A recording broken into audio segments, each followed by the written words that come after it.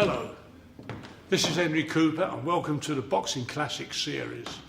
We can now trace boxing back to its roots in legendary champions, with incredible archive footage from early champions like Bob Fitzsimmons, Jess Willard and Jack Dempsey.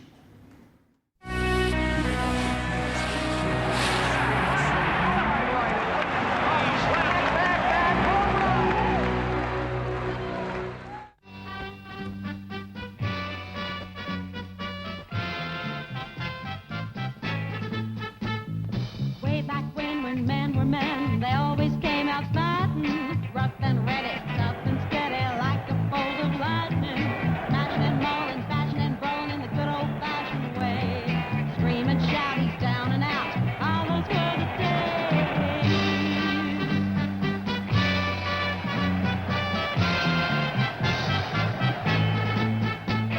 Remember them, all the short and tall men who knew no fear. Hear the bell, fight like hell, bust him in the air. Fist and glove, push and shove, fortune and fame. Swing some more, he's on the floor, yeah, that's the fighting game.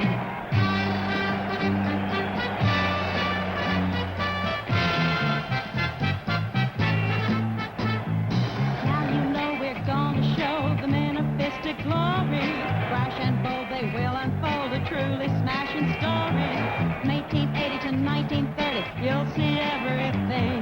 Champions, all these men we call the legends of the ring.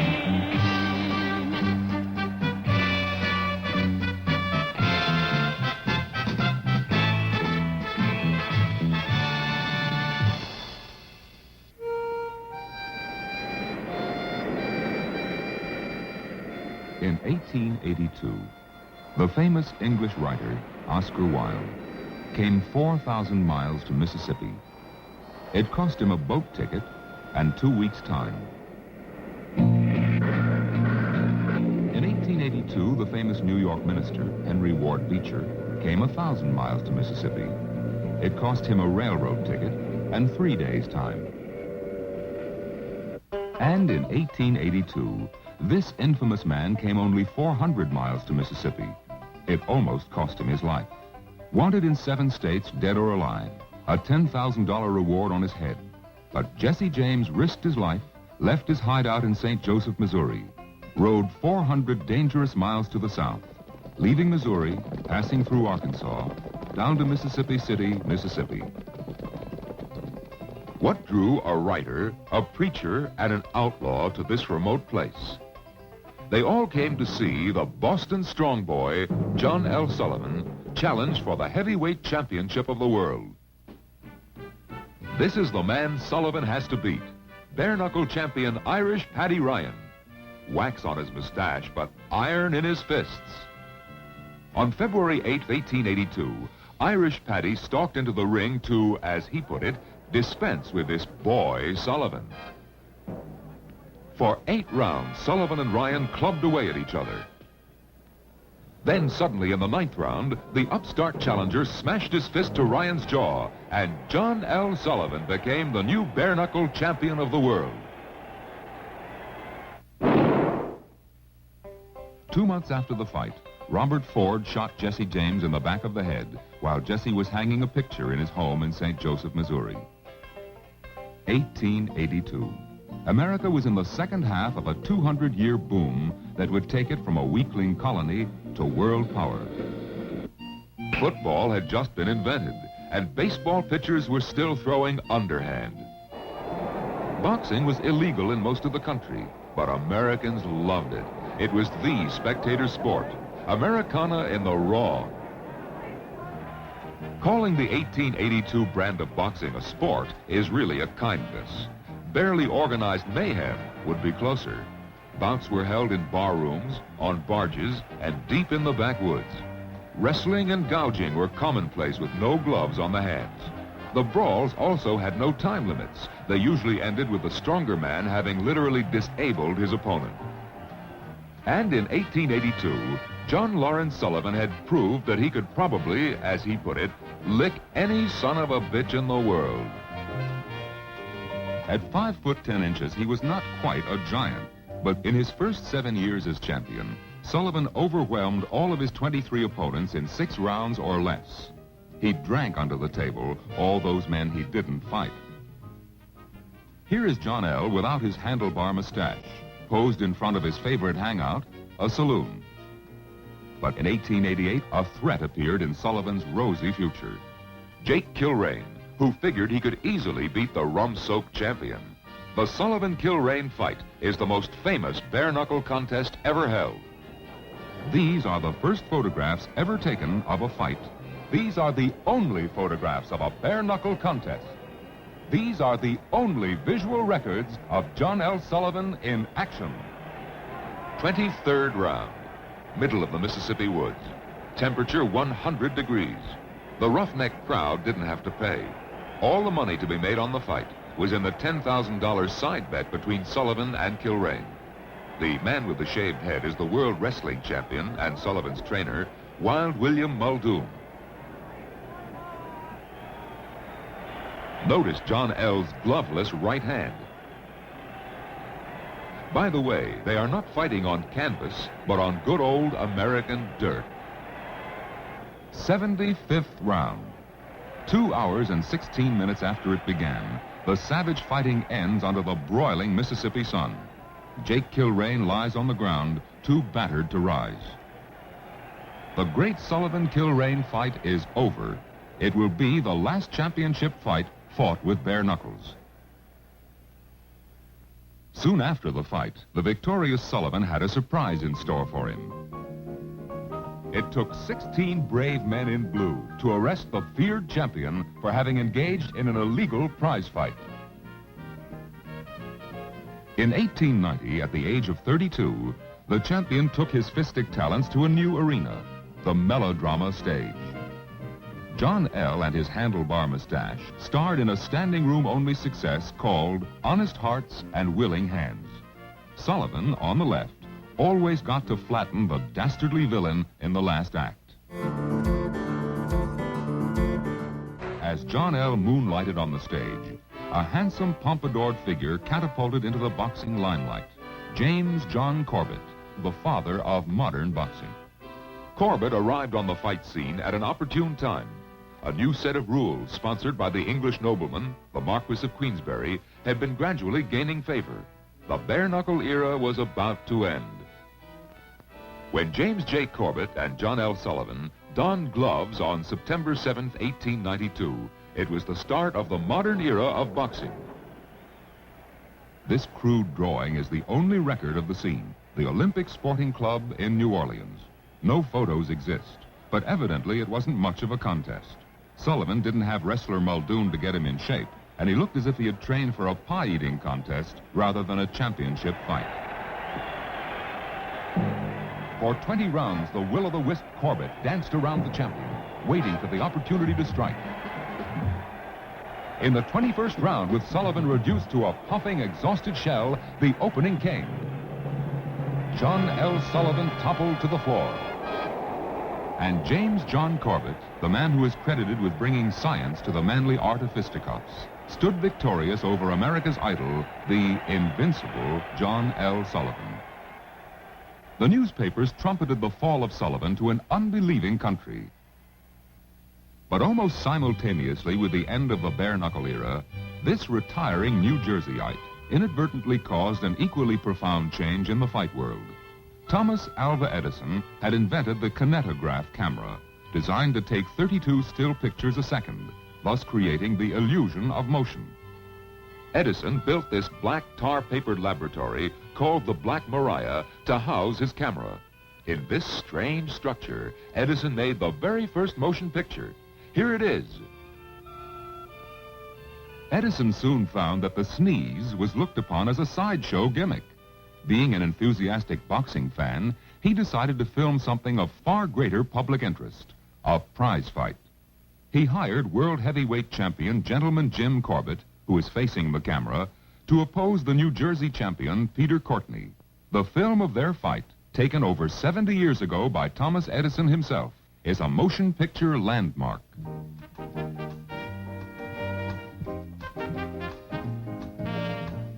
Notice Gentleman Jim Corbett's short shorts. Peter Courtney wears longer fighting pants. When Corbett signed his contract and was paid $4,700 for his 2 days' services, that made him the first motion picture actor ever to perform under contract.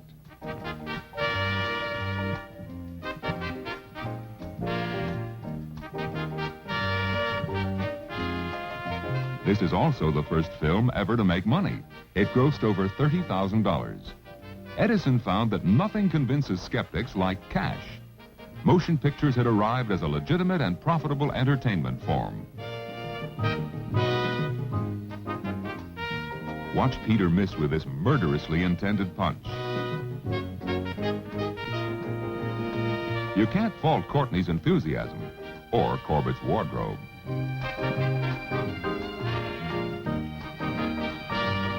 Corbett's venture into the movies was not his only try at acting.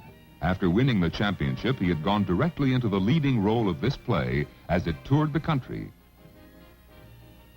Gentleman Jim liked showing up this weaselly villain so much that he became reluctant to enter the ring. Freckled Bob Fitzsimmons, a balding ex-blacksmith, decided he was the man to call Corbett back into the ring. Already the 150-pound world middleweight champion, he put on enough weight to take on the ranking heavyweight fighters of his day. In the winter of 1896, Fitzsimmons fought this tough cauliflower-eared sailor, Tom Sharkey.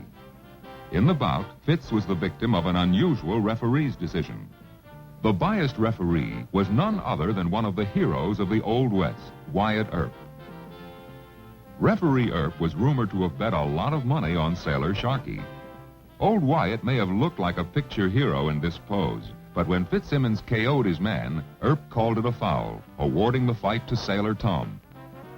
Despite this setback, Fitzsimmons soon gained a chance at Corbett's title. On the eve of the fight, Bob predicted, "Pretty Jim won't last 10 rounds." This is a newspaper drawing of the fight scene. It looks like there was a standing room only crowd. Now be prepared for historical evidence of a credibility gap. The only existing photograph of the scene. Ordinarily, this miserable turnout would spell financial disaster. But in this unimposing ringside shed were 3 Veriscope cameras. Here are the movies of the Corbett-Fitzsimmons fight, the first heavyweight championship contest ever filmed.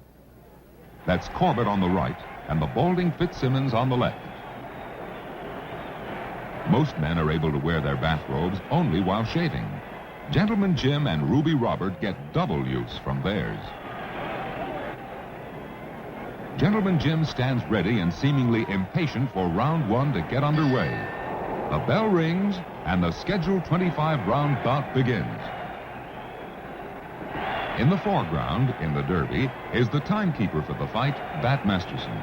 The old frontier gunfighter had become a fixture in the fight scene because of his undisputed effectiveness in collecting guns and knives from the spectators. 14th round.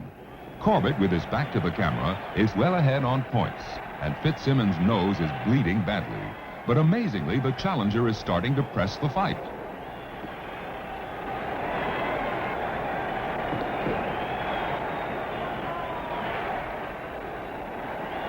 At this point, the old nitrate film starts to disintegrate. But a somewhat viewable version of the 14th round knockout was assembled from potato chip-like fragments. Watch Fitzsimmons on the right step under Corbett's left jab and land his own hard left to the champion's midsection. Gentleman Jim collapses. Corbett has evidently had the wind knocked out of him. He's still down when the referee completes the 10 count, and Fitzsimmons raises his hand in triumph. In slow motion, let's see that all again. Here comes the left hook that Fitzsimmons on the right later called his solar plexus punch. The champion goes down to his knees. He tries to crawl over to the corner of the ring to pull himself up by using the ring ropes. Meanwhile, Fitzsimmons stalks around, keeping a close watch on Corbett's progress. The referee and timekeeper Masterson seem out of sequence, but it is obvious that Corbett will not beat the count.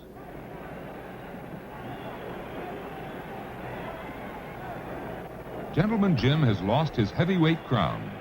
Corbett's stocky sparring partner, Jim Jeffries, wearing the white pullover, goes to the aid of the deposed champion after the fight. Remember that name, James J. Jeffries.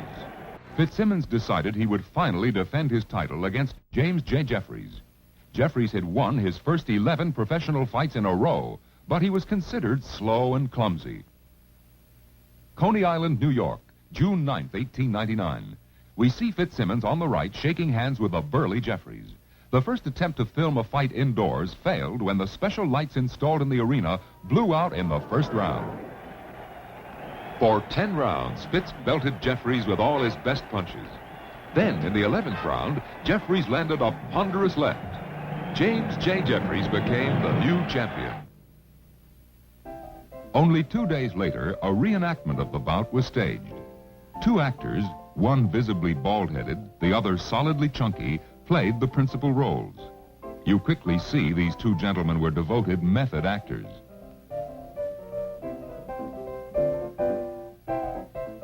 This recreation seems remarkably close to some of those pity-pat Western saloon brawls later staged in Hollywood.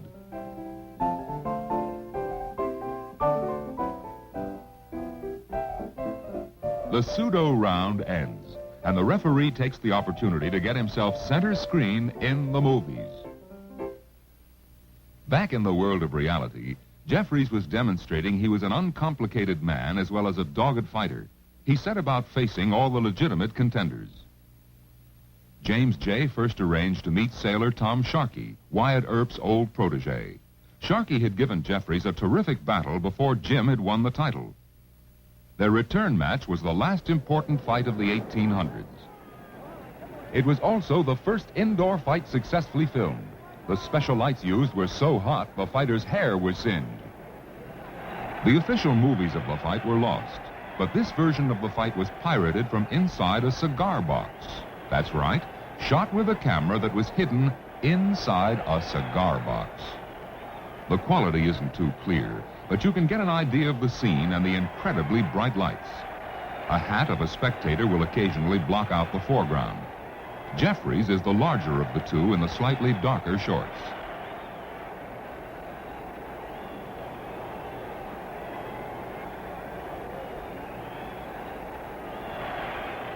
There's the spectator's hat. Jeffries now has his back to the camera.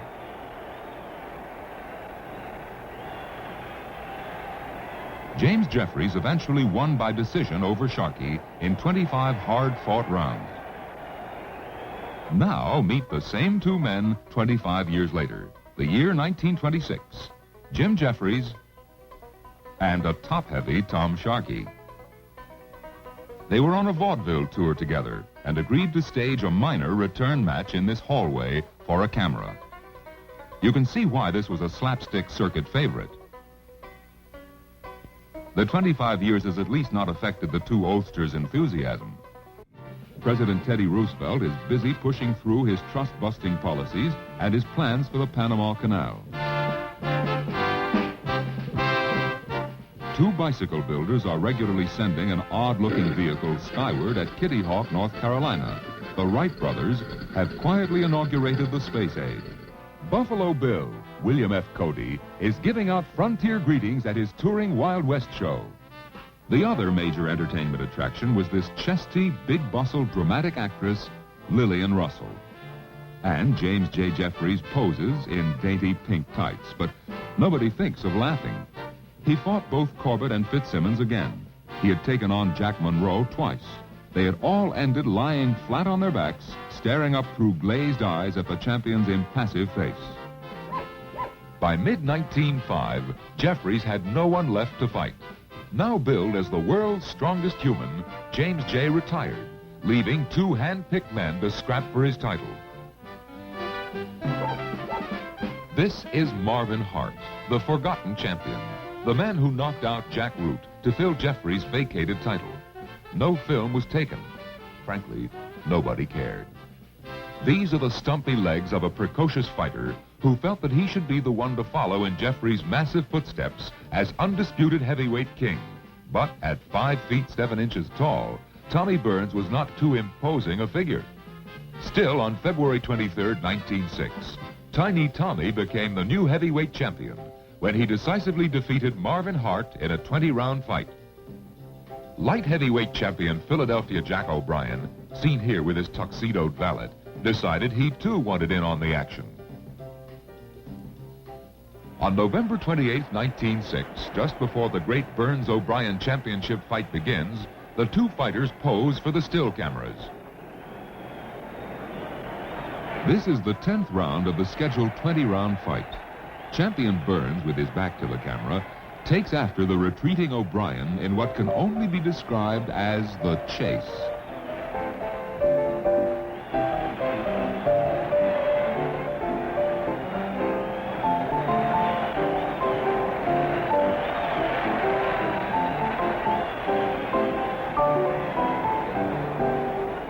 Philadelphia Jack finally stops and throws a few punches. The referee will try to break the two fighters apart as they lock in a fervent clinch. The official is none other than the former champion, James J. Jeffries, who's come in from his alfalfa farm for a little action. So far, he hasn't gotten much. The 20th round. The fight has deteriorated into a wrestling match. Jeffries attempts to break another clinch, but the overweight 300-pound former champion has trouble getting the fighters apart. He gives up as the fight ends. He raises both fighters' hands to signify he considers it a draw. The ecstatic O'Brien is carried off by his handlers, while Tommy walks to his corner, completely disgusted at the decision. Only 6 months later, Burns fought O'Brien again, and this time Tommy won decisively. He posed for this picture before he moved on to meet other challengers. In Colma, California, a lady prohibition worker tries to convert fight fans outside the stadium where Tommy Burns is to meet challenger Bill Squires. A patriotic vendor is peddling tomatoes, refreshment, or ammunition. Inside the stadium, the fighters are in the ring. That's Bill Squires on the left, about to work himself into a fighting pose for the photographers. Again, the referee is stocky Jim Jeffries, who has turned overseeing fights into a lucrative sideline occupation. Round one. Announcer Billy Jordan shouts his famous, "Let her go!"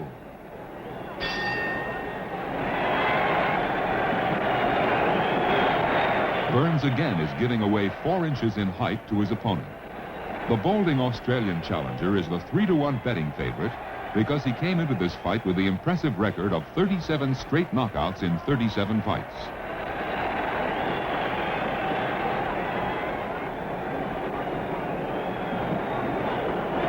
But Tiny Tommy Burns is soon getting home with his equalizer, his booming right hand.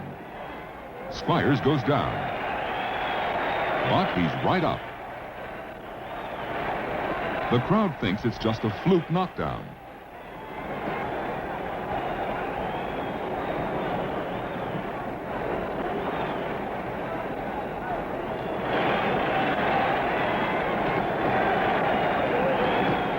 But Australian Jack hits the deck again. The spectators are stunned at seeing their 3-to-1 favorite on the canvas. He rises, but Tommy Burns soon plays his own special version of Good Night, Sweet Prince, with some more explosive right-hand smashes. Squires is out cold, flat on his back. The count by referee Jeffries is only a formality. A most convincing victory.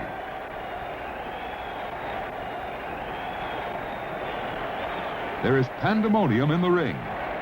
In the fall of 1907, the increasingly dapper Tommy took his title overseas, matched to meet the heavyweight champions of the various European countries. Round one of a title fight in London, England. Burns' corner man rubs grease on Tommy's head before he goes out to battle Gunnar Moyer, the heavyweight champion of the British Isles.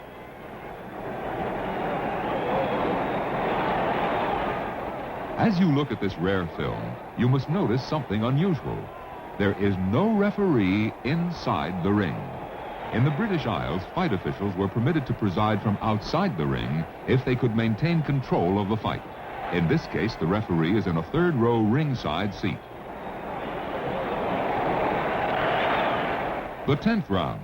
The champion, Tommy Burns, is now definitely in charge. Moyer's face is bloody. The fight has become so rough that the referee, Eugene Corey, had to enter the ring and then remove his tuxedo jacket.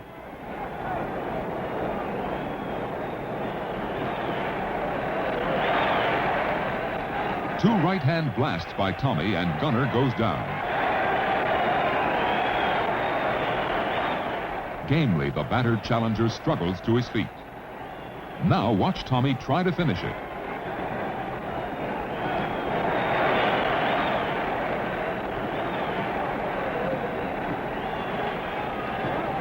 Burns gets in with a delayed action punch. Moyer crumpled.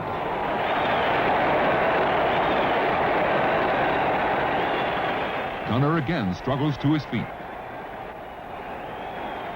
Not to be denied, Tommy sends the Englishman reeling against the ropes.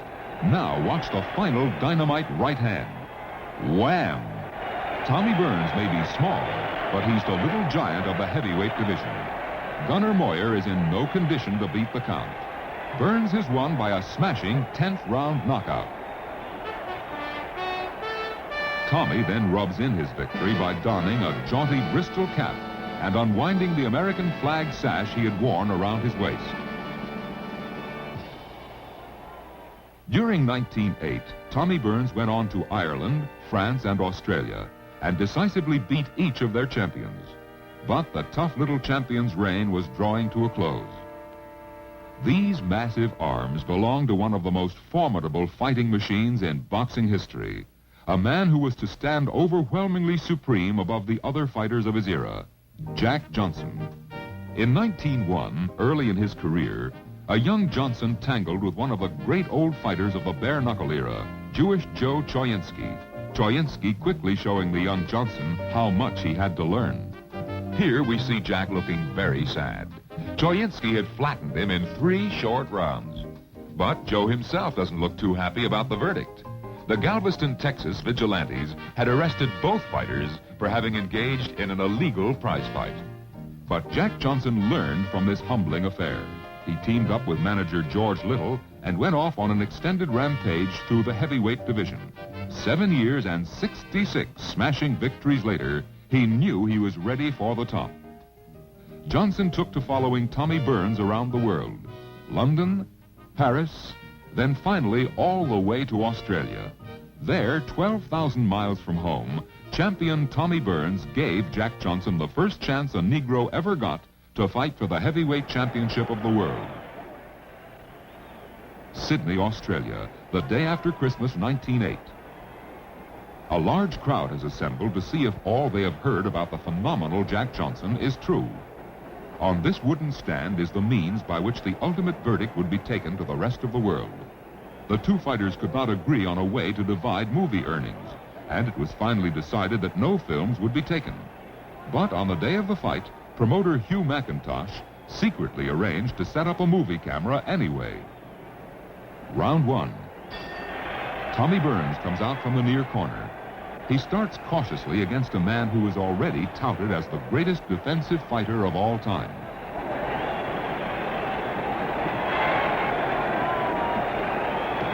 Look at the 6-inch height difference between the two men. Johnson smiles as he ties up the champion. Ringside reporters wrote that he taunted Burns.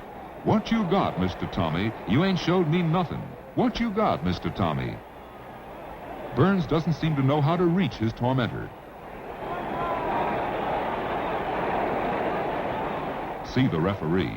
He's promoter Hugh McIntosh, who has never refereed before and never will again. He had to officiate because the two fighters could not even agree on a referee.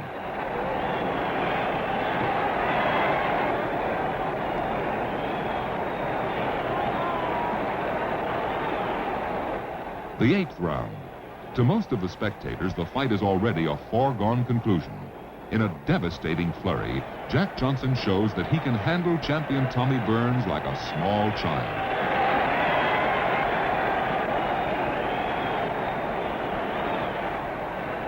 Burns is tied up, his attempts at uppercuts completely nullified. Johnson has a big grin on his face as he continues to chat in the clinches. Is you having fun, Mr. Tommy?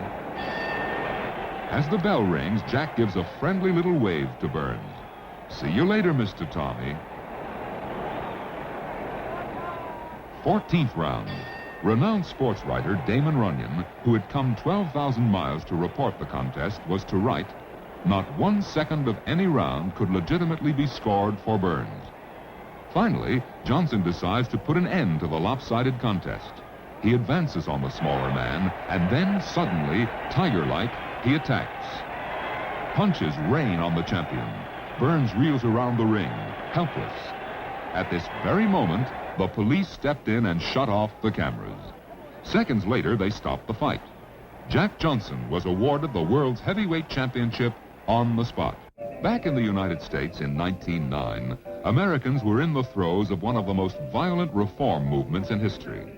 In this film clip, we see the famous temperance leader, Carrie Nation, and two compatriots demonstrate their own brand of salvation, saloon busting with their trusty hatchets.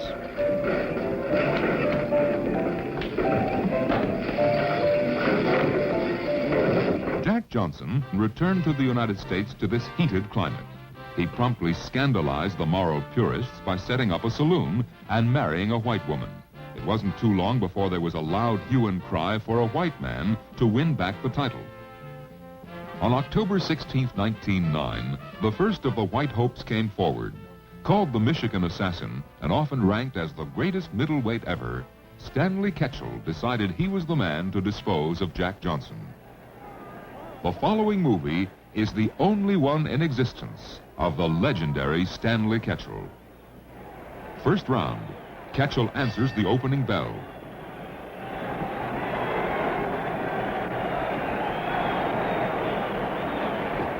The fight promoter, Tex Rickard, was very skeptical of signing what he correctly imagined to be a small middleweight.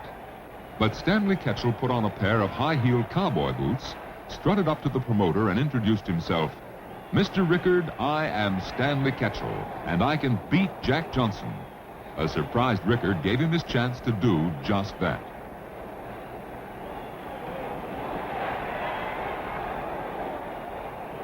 Second round. The partisan fight fans have been shouting to Ketchel to flatten the grinning Johnson. Jack has other ideas as he scores the first knockdown.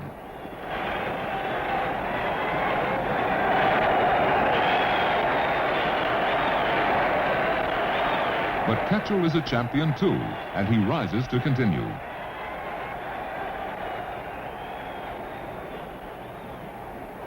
Ninth round. Ketchel is still trying to solve Johnson's style. Although now only 24 years old, Stanley has been fighting full-grown men professionally since he was 16. But the heavyweight champion seems to have matters so much in hand that he will keep Ketchel on his feet when he's about to fall.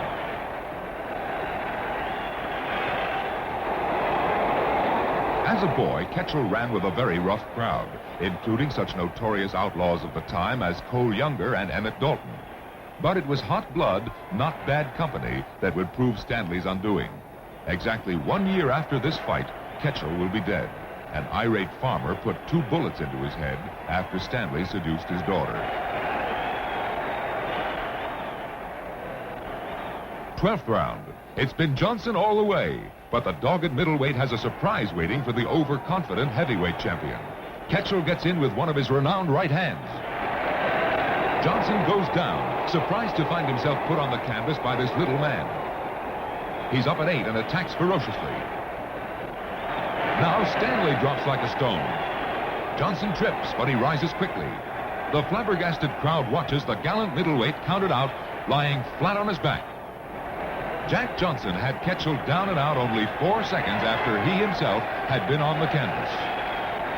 This dramatic victory only served to stir the cauldron of racial prejudice to greater heat. The White Hope era in boxing was only the reflection of a far more serious problem. This was a time of violently emotional reactions to racial relations. The Ku Klux Klan, active in America since the Civil War, was able to call on larger and larger membership rolls here at the beginning of the second decade of the 20th century. A mere 5 years later, the Klan would be so powerful that it would be incorporated in many states. Amid the furor, an imperturbable Jack Johnson went on in his own colorful fashion, living in high style, giving exhibitions, and playing his bass fiddle on the vaudeville stage. The golden grin of Jack Johnson became synonymous with controversy to the American public. Out of this Nevada saloon had come the promotional genius who saw in this increasingly volatile situation a unique opportunity, an opportunity to arrange one of the most famous fights in boxing history. This is ex-gambler Tex Rickard, a man who it was said could con a Scotsman into spending his life savings to see a game of marbles. Tex persuaded the one man considered invincible to come out of retirement to try to win back the title for the white race, former champion James J. Jeffries. That's James J. in the sporting cap. When the 35-year-old James J. signed to fight heavyweight champion Jack Johnson, he was committing himself to the gargantuan task of dropping 80 pounds of lard and getting in shape to go 45 3-minute rounds against one of the greatest fighters of all time. Promoter Tex Rickard always thought big. He started building the first stadium ever constructed specifically for a single sporting event.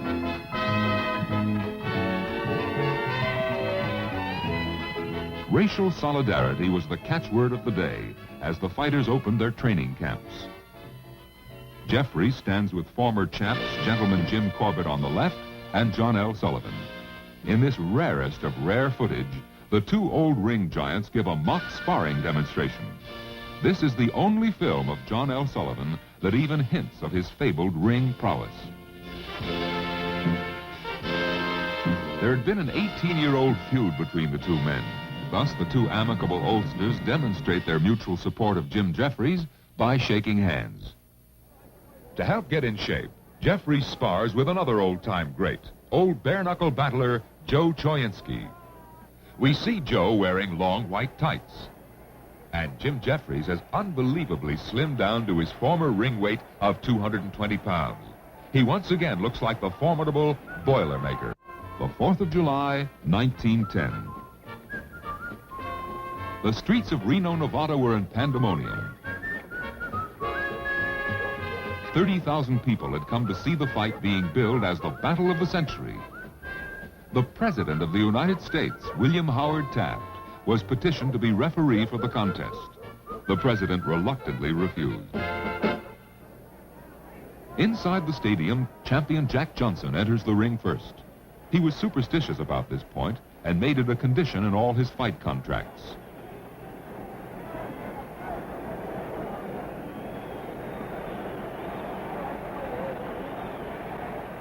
Then the multitude of old hand grinder cameras recorded the arrival of the premier white hope, James Jeffries. The long-awaited fight is at last underway. Round one.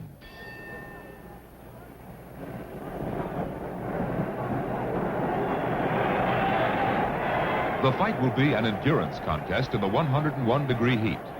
But Jim Jeffries is stale from his 4-year layoff, while Johnson has had 4 non-title bouts this past year, including one with a fighter named Victor McLaughlin. McLaughlin later retired from the ring and went on to become an Oscar-winning Hollywood movie star. Notice referee and promoter Tex Rickard in his straw hat. Round 15. An hour has elapsed since the bout started. Jeffries sways on legs grown weary. Jack Johnson will leap in with slashing punches. The indestructible Boilermaker, James J. Jeffries, will hit the canvas for the first time in his career.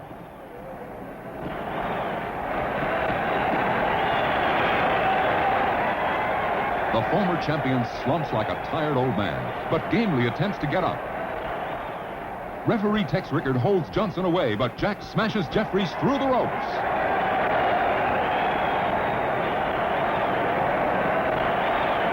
Spectators rush to lift the fallen fighter. The champion drives him across the ring, flattens him for the 3rd time. Referee Tex Rickard is counting, but the fight obviously is over. The greatest comeback attempt in the history of sports ends with Jim Jeffries humiliated in the bright Nevada sun. After the fight, Jeffries again retired to his alfalfa farm, this time for good. In later, calmer days, we see him joking with his old employer, Gentleman Jim Corbett. But the repercussions of the Johnson fight were to haunt Jeffries and the fight game for many years. As a result of race riots erupting in many cities after films of the contest were shown, Congress passed a law barring fight films from interstate commerce. For 28 years, this law prohibited Americans from seeing boxing movies. But on this peaceful country afternoon, it seems the two old friends are in a jovial mood. Jack Johnson also has his troubles. His saloon is shut down, and he is soon in money difficulties. Here, the badly out-of-shape champion resumes his training against Dynamite Kid Cutler.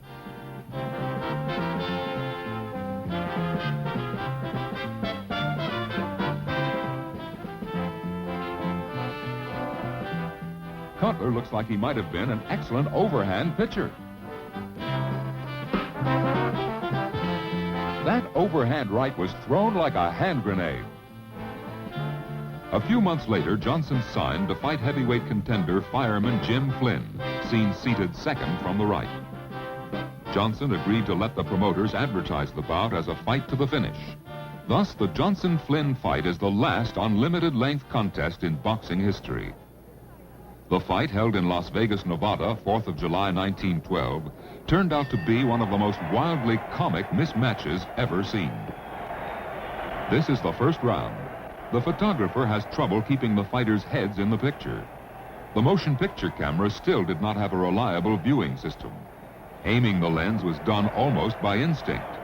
But we see Johnson demonstrate his Morse code prowess by landing a rat-a-tat-tat on Flynn's nose.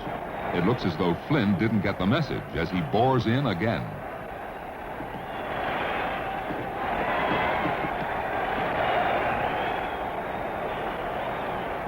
The fifth round.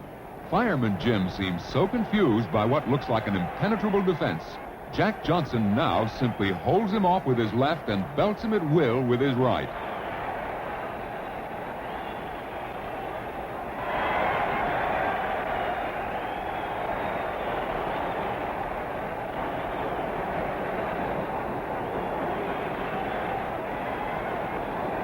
After taking a couple of extra hard Johnson uppercuts, Flynn jumps up and down trying to butt with his head.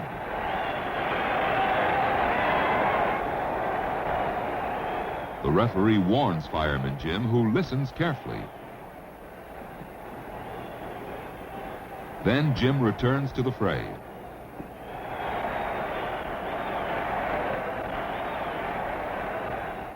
In the ninth round, Fireman Jim is at it again.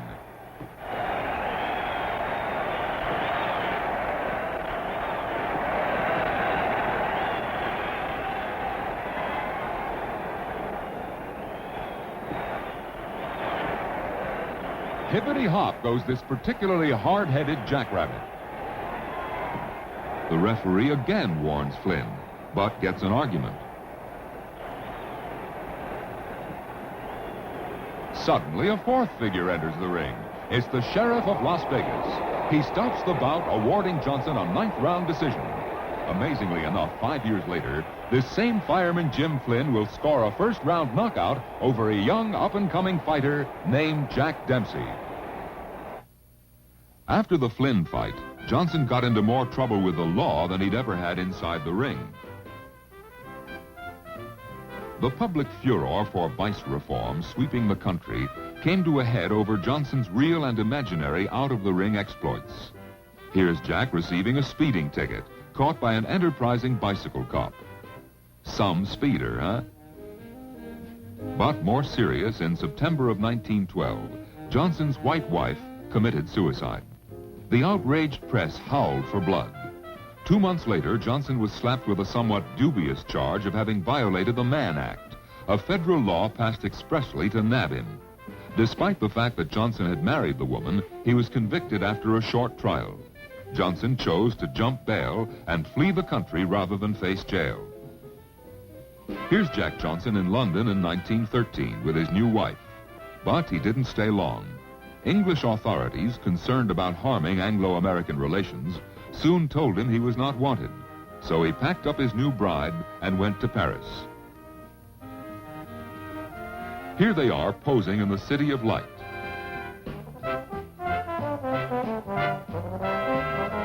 In urgent need of funds, Johnson fought and won 2 lackluster fights, and then signed to meet legitimate challenger Frank Moran on June 27, 1914.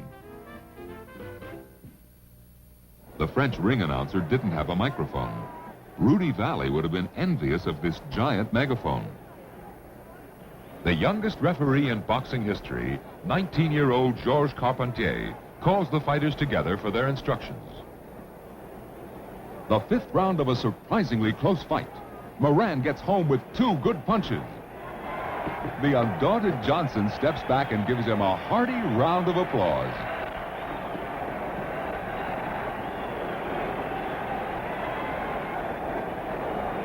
By the 12th round, it is obvious that Johnson was having trouble against the young challenger.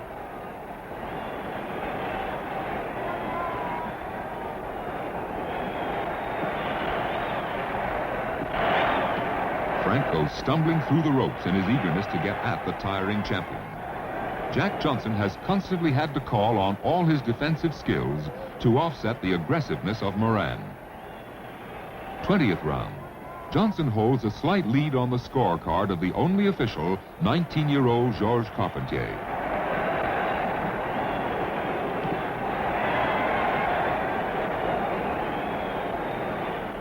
The fight ends, and Carpentier declares Johnson the winner and still heavyweight champion of the world. Back in the U.S., the quest for a white hope has built to a fever pitch. This skinny-legged 19-year-old Tanktown brawler named Kid Blackie was not even considered. But later, as Jack Dempsey, he would completely outshine all the momentary sensations of these turbulent times. The man eventually to get the call was a more impressive figure. Jess Willard, a 6'6" giant from Pottawatomie County, Kansas. Willard had been a circus strongman until he was 30 years old. Then flamboyant fight manager Tom Jones, seen here with Jess, nicknamed him the Pottawatomie Giant and persuaded him to enter the fight game. Jess started training with but one thought in mind, a championship bout. Willard was not a clever boxer, but his immense strength and fantastic endurance made him a formidable opponent in those days when a fight could go as long as 45 3-minute rounds. 1915. A chubby Jack Johnson had run out of his money and his welcome in the war clouds that were inundating Europe. He agreed to fight Willard in Havana, Cuba. Here are Johnson and Willard being introduced in Havana 1 week before the fight. Johnson appears a dapper world traveler compared to farm boy Willard in his Sunday best suit.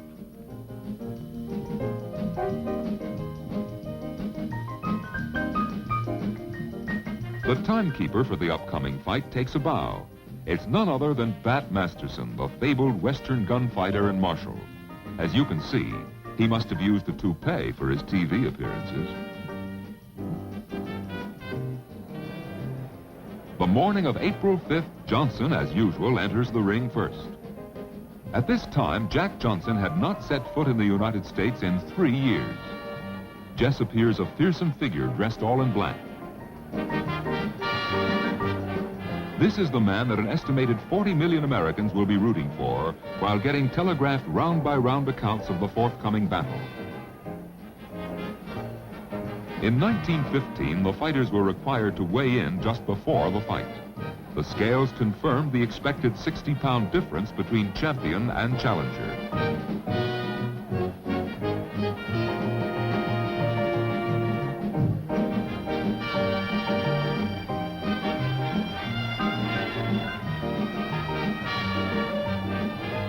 Another old-time custom, putting the gloves on in the ring. On Johnson's right is Sam McVeigh, another all-time great Negro heavyweight.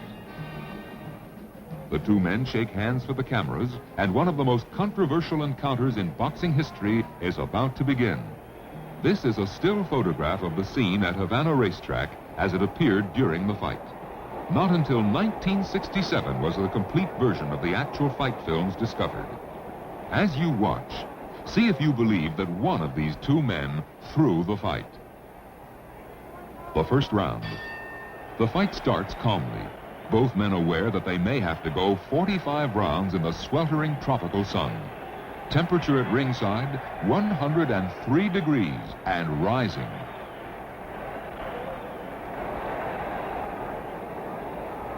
The bout was originally to be held in Mexico City, with Pancho Villa providing the money. Adverse developments in the Mexican Revolution forced the fight to be moved here to Cuba.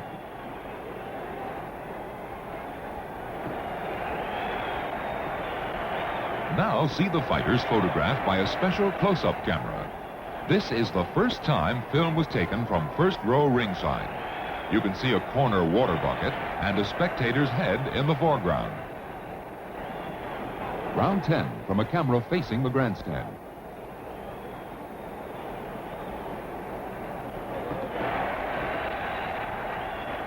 Johnson is showing the skeptics that he's still the best boxer in the world, scoring in flurries to gain a commanding point lead.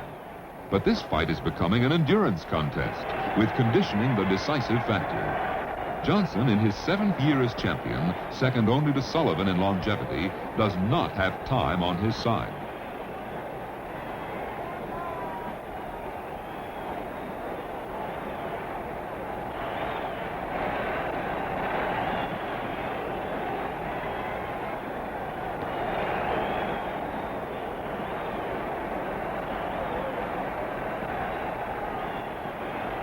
The 26th round.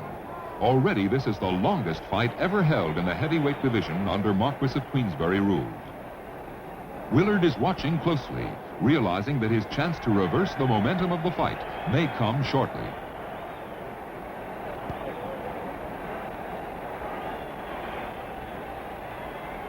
Suddenly, Jess lashes out with a ponderous right. Johnson goes down.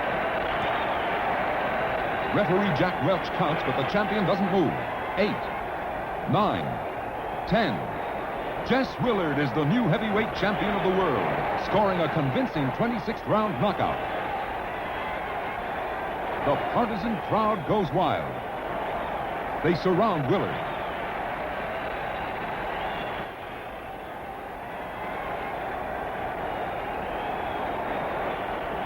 Now in slow motion, let's rerun this never-before-seen film of the actual knockout punch. Willard feints, then gets in with that explosive right. Johnson, crumpling, tries to pull Jess with him. Willard catches himself on the ropes and steps back. At first, the champion's legs are bent, but then they slip down as the champion passes out cold. Not even a muscle twitches as referee Welch completes the full count. Because of federal laws, no films of this fight were shown in the United States. Only this still photograph was seen by the American public. And ego-stung Johnson, despondent at losing the title he had held for 7 years, used this photo to justify the claim that he had thrown the fight to Jess Willard. Jack said he was shading his eyes as he lay facing the bright Cuban sun. In 1920, Jack Johnson ended his lengthy exile and at long last returned to the United States. Here he gives himself up to federal deputy Billy Mitchell at the Mexican border 8 years after he had jumped bail. Following what proved to be an embarrassingly triumphal cross-country railroad trip, Johnson was placed in Leavenworth Penitentiary for 1 year. While there, he held press conferences, gave exhibitions, and posed with his proud jailer. That's the warden in the white shirt. When released, Jack Johnson happily resumed his vaudeville career. He leads a jazz band in a style Duke Ellington could never emulate.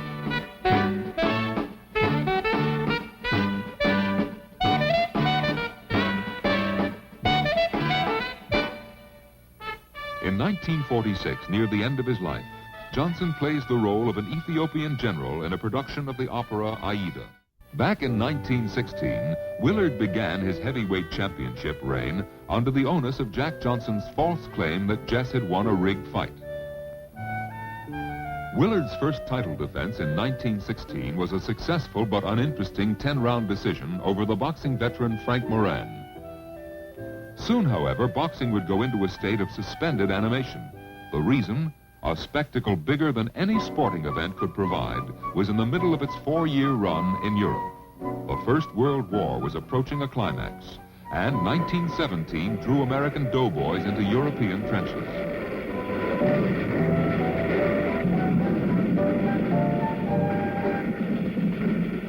In the pitch-in spirit of the time, former heavyweight champion Gentleman Jim Corbett, now a well-preserved 50 years old, put on khakis and boots to make an Army training film on the manly art of self-defense. His balding opponent is Kid McCoy, who'd been the first light heavyweight champion when that division originated back in 1901. The two former greats give their own priceless advice as to how to beat the German armies. In slow motion, let's see Corbett's tricky pirouette again. Luckily, by the end of 1918, this advice became unnecessary. The war had ended. The leaders of the four victorious powers met to decide peace treaty terms. Orlando of Italy, Clemenceau of France, Lloyd George of Great Britain, and Woodrow Wilson of the United States.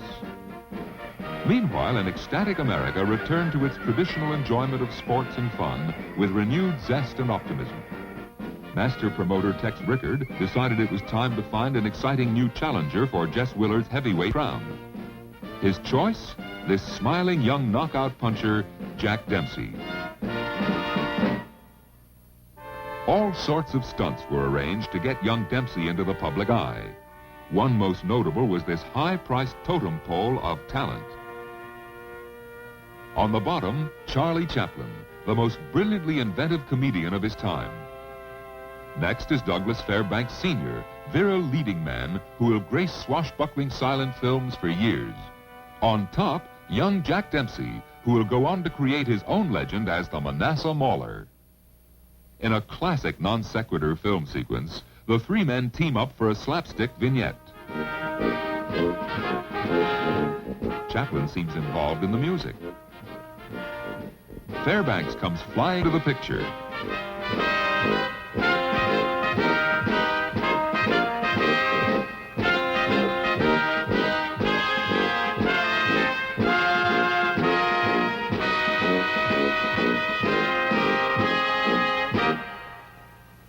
Now Dempsey joins the melee.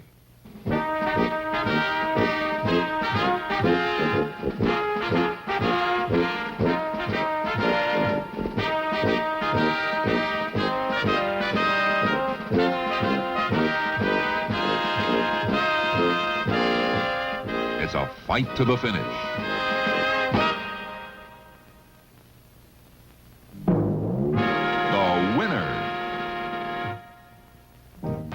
But for really effective build-up, Dempsey's explosive in-the-ring style made him his own best press agent.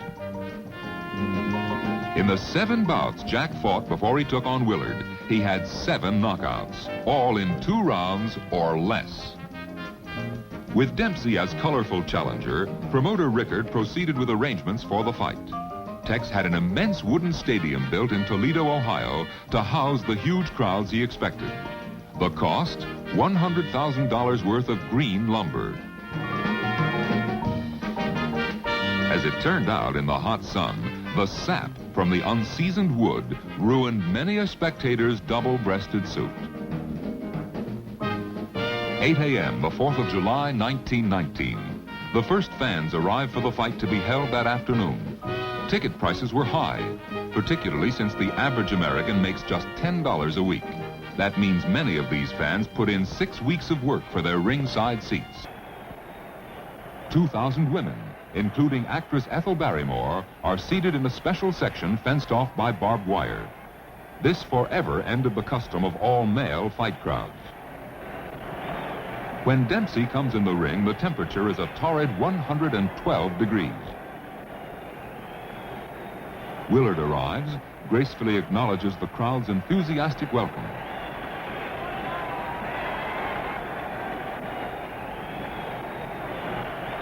The symbolic heavyweight championship belt is displayed.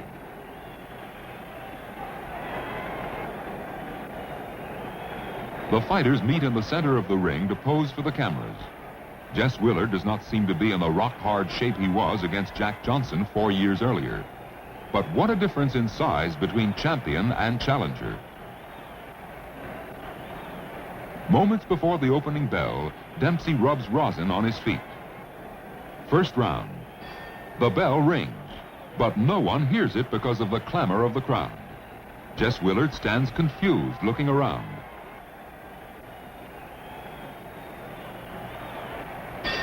There's a second bell. The most exciting first round in heavyweight history is underway. The fight starts calmly, but keep an eye on Dempsey. Although outweighed by almost 80 pounds, he has bet $10,000 at 10-to-1 odds that he will knock the champion out in the first round.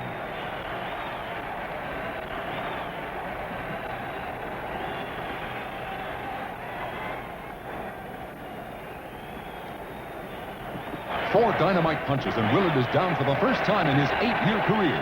The crowd surges to its feet.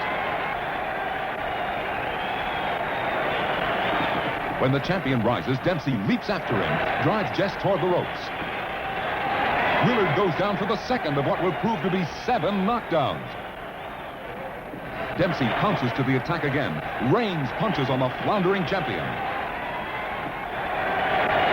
There was no neutral corner rule in 1919, and Dempsey is allowed to stand over the fallen fighter, ready to swing as soon as both knees leave the canvas. A crashing blow to the ribs sends Jess down again.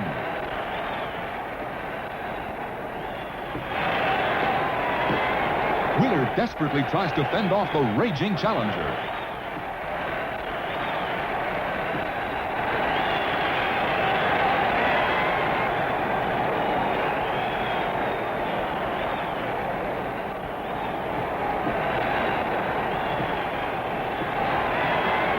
Dempsey lands more brutal punches. The champion staggers across the ring.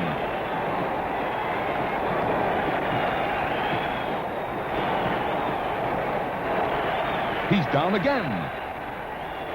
The referee pushes Dempsey away. Willard pulls his battered body erect, only to be floored for the 7th time. Referee Ollie Picord is counting over the incredibly game champion. The bell rings, saving Willard from a first-round knockout, but no one hears it because of the fantastic uproar. Dempsey leaves the ring thinking he has won the championship and his 10-to-1 side bet, a $100,000 payoff.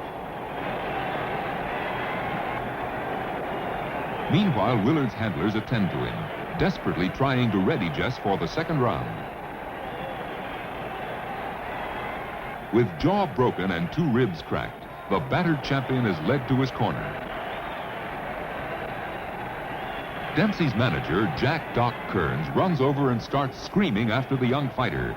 "Jack, come back! Jack, come back!" Dempsey returns and the fight continues. The mammoth Willard not only lasts through round 2, but he's still on his feet here in round 3. Dempsey is relentless on the attack, but in the blazing Toledo sun, Jess Willard is proving what is meant by the saying, he went out like a champion.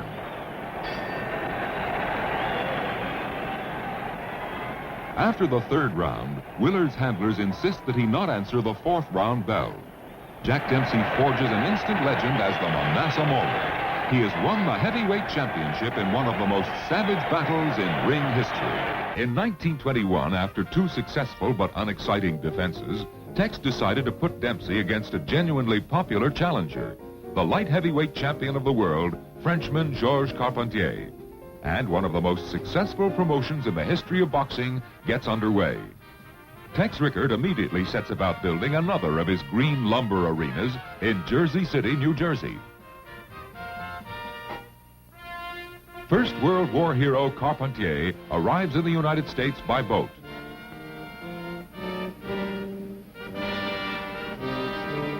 The newspapers play up the Frenchman's matinee idol's looks, as well as his potent right-hand punch. Here, in a publicity gimmick, George does some fancy footwork.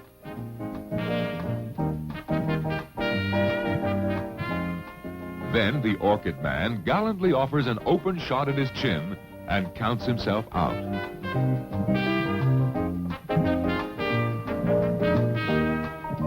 Dempsey, on the other hand, was portrayed as the villain of the piece. The champion's lack of a war record became the springboard for all kinds of adverse publicity.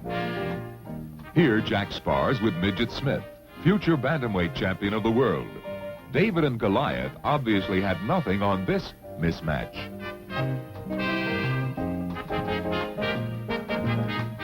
July 2nd, 1921. Police reinforcements arrive at the stadium at Boyle's 30 acres.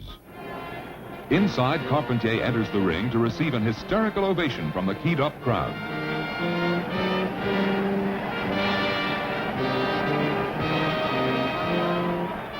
The heavyweight champion of the world arrives with his entourage.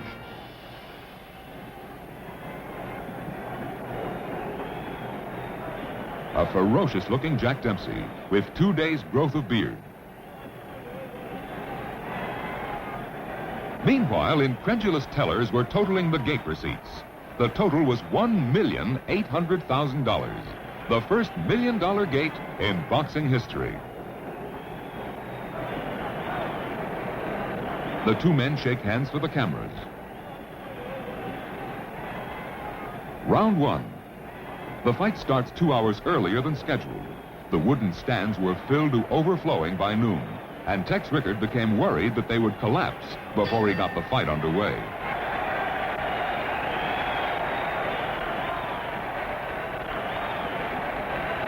The Dempsey-Carpentier fight was the social event of 1921.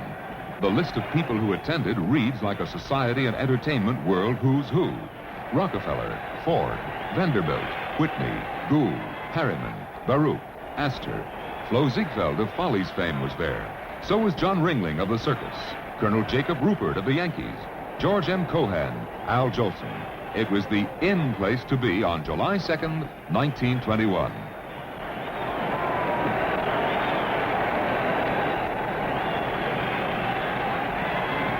Dempsey, as usual, is pressing the fight, using his greater weight and power. Round two. Carpentier gets home with his best weapon, his potent right hand. Dempsey is hurt. The crowd goes wild as George tries to press his advantage.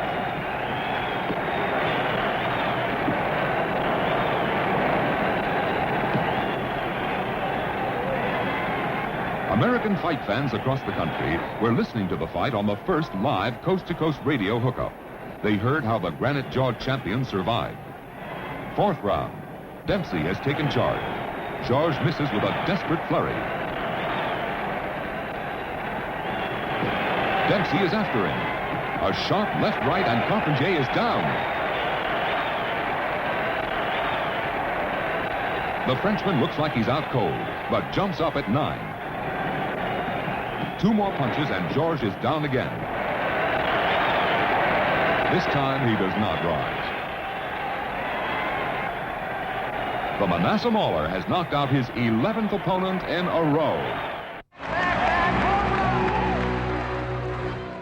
Black Hewlin, Max Schmeling.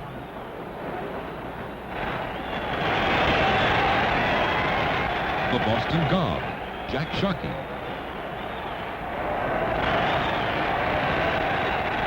The Ambling Out, Primo Carnera.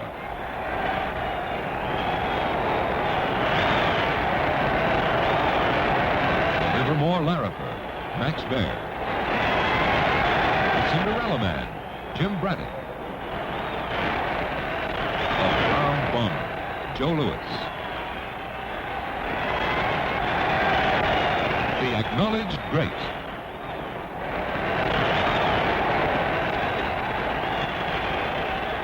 And the highly controversial champions that span the years to this very day. Someday, in the distant future, perhaps they too will become legendary champions.